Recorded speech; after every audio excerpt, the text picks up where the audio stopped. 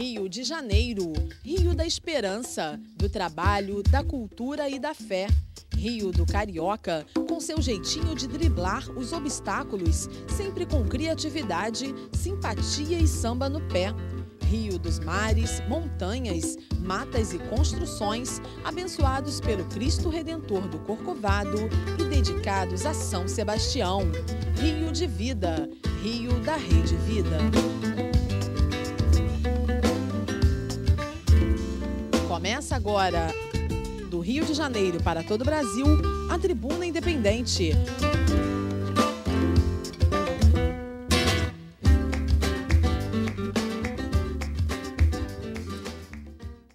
Olá, amigos da Rede Vida de televisão. Iniciamos com muita alegria mais uma Tribuna Independente. Falamos do Rio de Janeiro para todo o Brasil. Eu sou Valéria Guiar e você de casa é meu convidado muito especial para assistir ao nosso programa de hoje.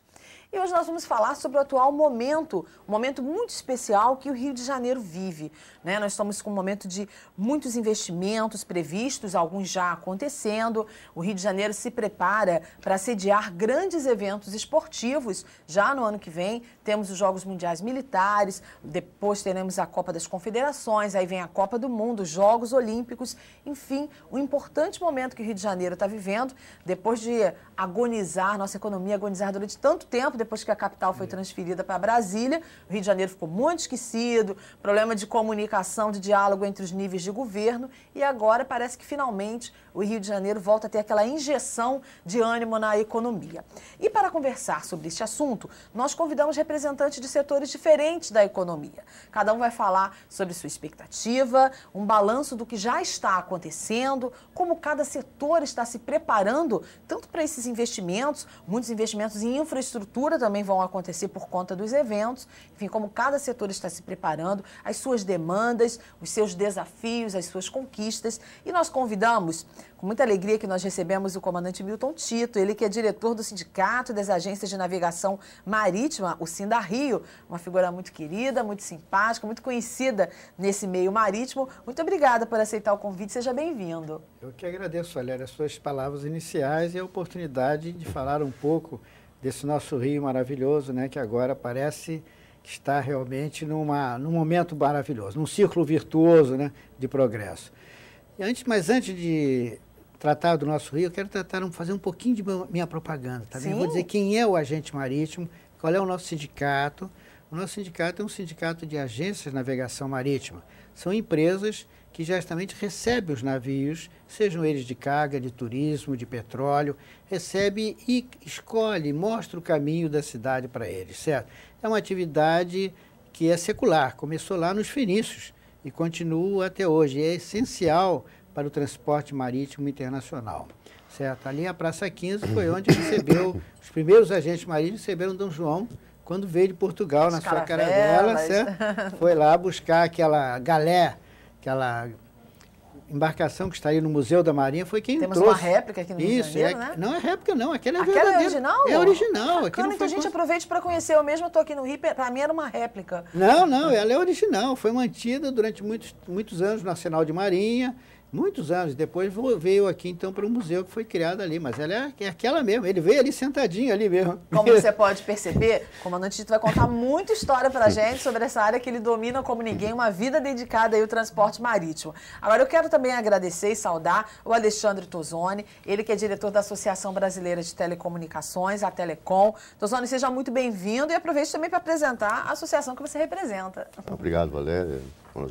Valéria, nós temos contato quase que contínuo aí no dia a dia, né? 2 dias atrás nós fizemos lá um evento aí com a comitiva do Ministério das Comunicações do Japão sobre sistemas de transporte inteligentes, né? E que se encaixa nesse contexto de telecomunicações, porque as telecomunicações elas são a infraestrutura, o meio, né, para desenvolvimento de uma gama muito variada de serviços, né?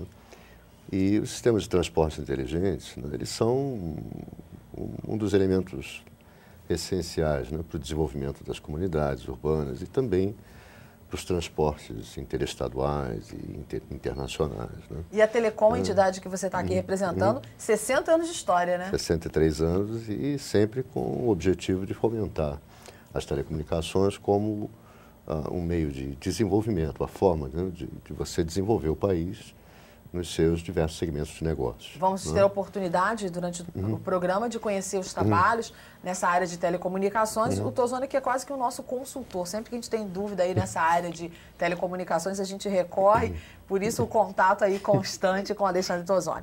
Bom, quero agradecer também a presença do José Nelson Freitas, ele que é empresário do setor de petróleo e também nos dá a honra de participar do programa. Também vai mostrar como esse setor está se preparando aí para esses desafios atuais e que ainda virão. Seja muito bem-vindo.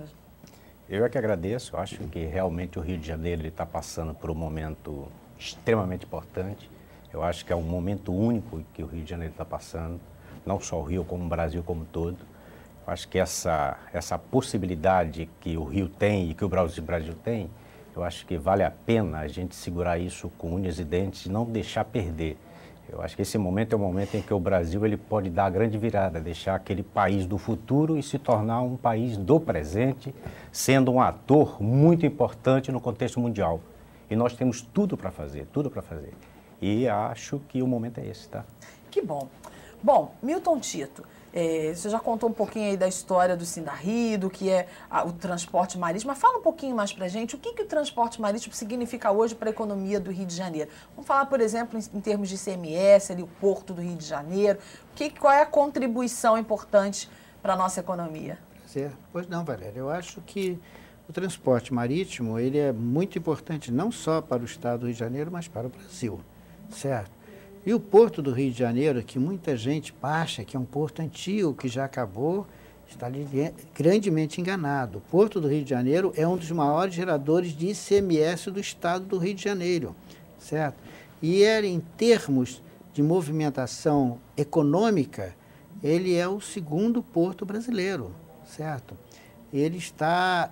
E hoje, com a indústria de petróleo, ele está se tornando um dos principais portos brasileiros no apoio à exploração do petróleo no mar, correto?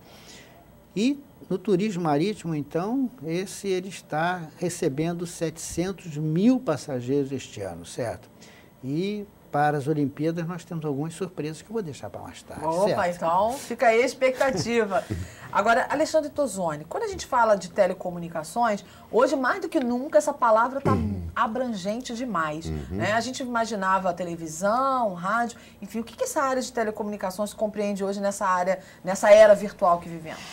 Olha, o que acontece é a mobilidade. A mobilidade é a bola da vez, não tem dúvida, né? A informação ela vai ter que atingir você em qualquer lugar que você esteja, em qualquer momento. Então, mobilidade é inexorável, né? E as telecomunicações têm que evoluir fundamentalmente nesse sentido. E há uma série de serviços, né, que se encaixam dentro desse contexto de mobilidade. O que de mais moderno, né, nessa área de mobilidade, Tozoni? Olha, você tem a televisão móvel, né? O fato de você poder captar imagens de TV, a TV, no caso do padrão brasileiro, o padrão OneSeg, né, que é o padrão para TV móvel, e que permite a você hoje já assistir TV no teu aparelho celular. Dentro, em breve, você vai poder interagir também, né, porque o padrão de TV digital brasileiro ele prevê a interatividade, ou seja, o fato de você poder interagir com a programação da emissora.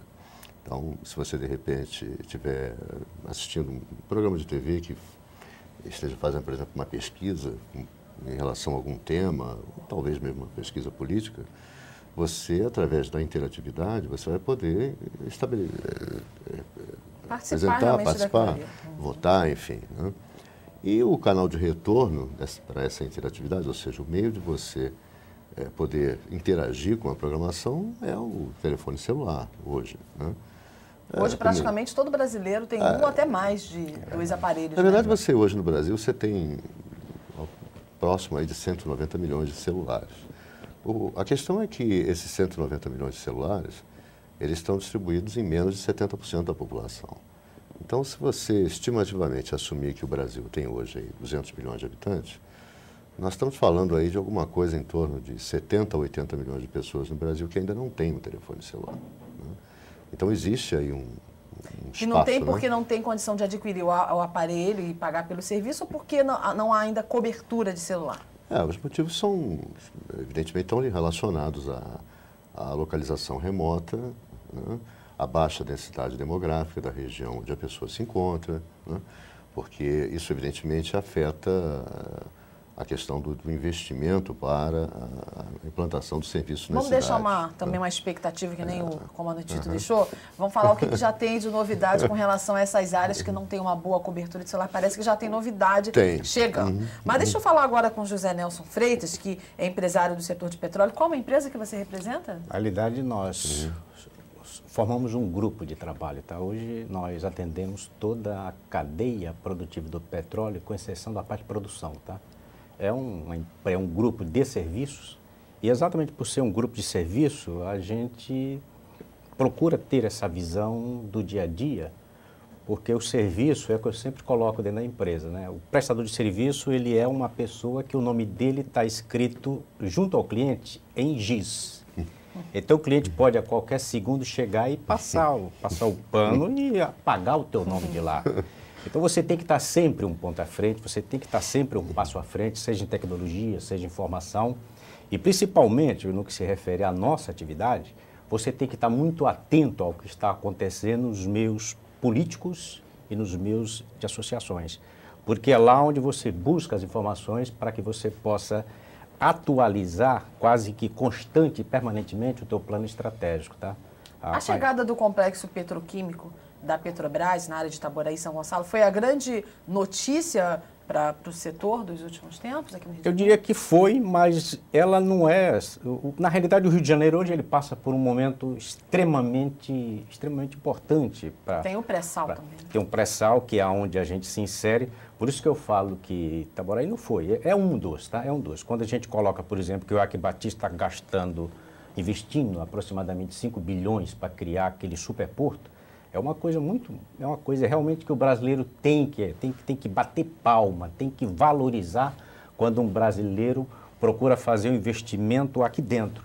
Quando a Petrobras, ela coloca no mercado um plano estratégico onde ela prevê até 2020, ela praticamente mais do que dobrar, toda a quantidade de embarcações servindo as plataformas, quando a Petrobras ela coloca, juntamente com todas as outras empresas independentes, investimento por volta de quase 600 bilhões até 2020, é um volume de investimento que o mundo hoje não tem.